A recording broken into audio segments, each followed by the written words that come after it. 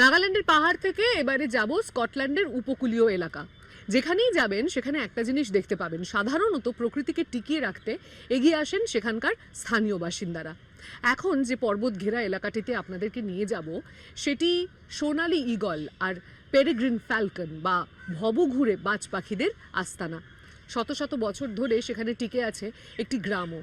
কিন্তু সাম্প্রতিককালে বহু দূর থেকে আসা এক সমস্যার সম্মুখীন হয়েছে সেখানকার স্বর্গীয় প্রকৃতি। লখলংয়ের অ্যারোকার আল্পস, স্কটল্যান্ডের পাহাড়ি এই অঞ্চলের ছোট এক গ্রামের নাম অ্যারোকার, যা প্রকৃতি প্রেমীদের জন্য স্বর্গ হতে পারত। কিন্তু তা না হওয়ার একটি কারণ, পুরো সৈকতটি প্লাস্টিকের আবর্জনায় ভরা। এখানে অগণিত ছোট ছোট মাইক্রোপ্লাস্টিকের টুকরো আছে। ফাটার সময় এগুলো হ্রদের মাথার দিকে সৈকতে বালির মতো জমে, আবার জোয়ারের সময় তা মাইক্রোপ্লাস্টিকের স্যুপের আকার নেয়। বিশ্বের নানা প্রান্ত থেকে এখানে প্লাস্টিকের আবর্জনা ভেসে আসে। জ্যাকলিন উইলিস স্থানীয় একটি পরিবেশ সংস্থায় কাজ করেন। স্থানীয় বাসিন্দাদের নিয়ে তিনি নিয়মিত নমুনা সংগ্রহ করেন। প্লাস্টিক এখানকার পরিবেশের সাথে মিশে গেছে। সামুদ্রিক উদ্ভিদ ও শৈবালের সঙ্গে প্লাস্টিকের মিশ্রণে সৈকত বরাবর 1 মিটার গভীর ও কয়েকশো মিটার লম্বা স্তর তৈরি হয়েছে। এই আবর্জনা হ্রদে ভেসে আসে, নদীপথে, আইরিশ সাগর থেকে, সব দিক থেকেই আসে। মানুষের অবহেলায় ফেলে দেওয়া জিনিসপত্র শেষ পর্যন্ত এখানে এসে জমা হচ্ছে। সাগরের সঙ্গে যুক্ত লখলংয়ে সমুদ্র থেকে বর্জ্য ভেসে আসে গ্লাসগো শহর থেকেও। হাত দিয়ে এই বর্জ্য পরিষ্কার করা কঠিন, কিন্তু প্রয়োজনীয় বড় যন্ত্রপাতি কেনা ছোট এই গ্রামের জন্য অত্যন্ত ব্যয়বহুল। সমস্যা হলো আমরা প্লাস্টিককে শ্যাওলা, কাঠ বা অন্যান্য জিনিস থেকে আলাদা করতে পারি না। সবকিছু এমনভাবে মিশে গেছে যে শুধু প্লাস্টিক আলাদা করা সম্ভব হয় না। অ্যারোকারের অবস্থান লখলংয়ের এক প্রান্তে। আমাদের গবেষণায় দেখা গেছে বেশিরভাগ বর্জ্য হ্রদের পূর্ব দিক দিয়ে ভেসে আসে। পূর্ব দিক দিয়ে সেগুলি জলের উপরের দিকে চলে আসে। এখানে এসে শেষ পর্যন্ত তা আটকে যায়।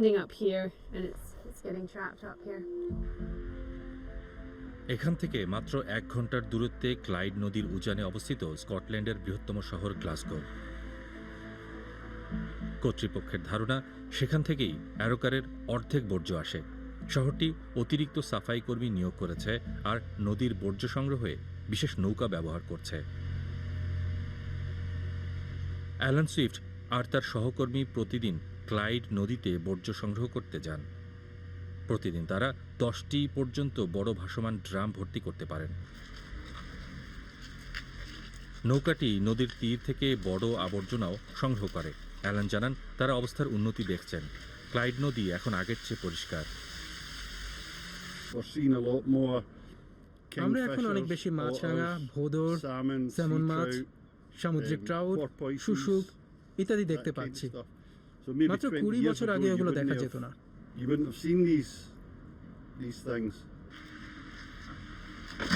কিন্তু ছোট ছোট প্লাস্টিকের টুকরো ফাঁক গলে বেরিয়ে যায়।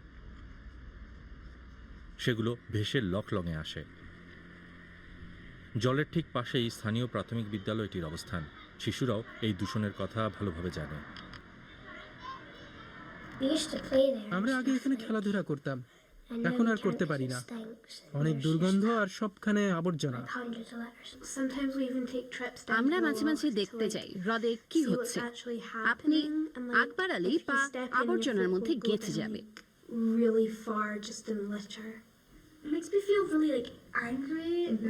এতে আমার খুব রাগ হয়, খুব দুঃখ হয়। আমি সৈকতের একেবারে পাশেই থাকি।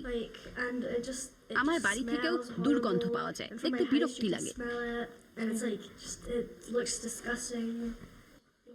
লখলংয়ের পরিবেশ কর্মীরা এখন শিক্ষার উপর জোর দিচ্ছেন। জ্যাকলিন উইলিস এজন্য গ্লাসগোর স্কুলগুলোতেও যান। একবার ব্যবহার করে ফেলে দেওয়া প্লাস্টিক এড়িয়ে চলা কেন জরুরি তা তিনি শিক্ষার্থীদের বুঝিয়ে বলেন। এদিকে স্থানীয়রা স্কটিশ সরকারের সঙ্গে আলোচনা চালিয়ে যাচ্ছে, আর তাতে আশার আলো দেখা যাচ্ছে। সমস্যা সমাধানে একটি নতুন গবেষণা প্রকল্প নেওয়া হয়েছে। এটা দেখে আমার খুব হতাশ লাগে, আবার খুব রাগও হয়। সমাধানের জন্য সরকারি হস্তক্ষেপ দরকার, বড় বড় পদক্ষেপ নিতে হবে। একবার ব্যবহারযোগ্য প্লাস্টিক নিষিদ্ধ করা, প্লাস্টিক ফেরত দেওয়ার ব্যবস্থা ইত্যাদি চালু করা দরকার। বড় মাপের সমাধান দরকার। পার্বত্য অঞ্চলের মাঝে অ্যারোকারে প্লাস্টিক দূষণের দৃশ্য দৃষ্টিকটু। প্রাকৃতিক সৌন্দর্য এই অঞ্চলের পরিচয় শুধু নয়, মানুষের জীবিকার উৎস। তবে তা কতদিন টিকে থাকবে বলা কঠিন।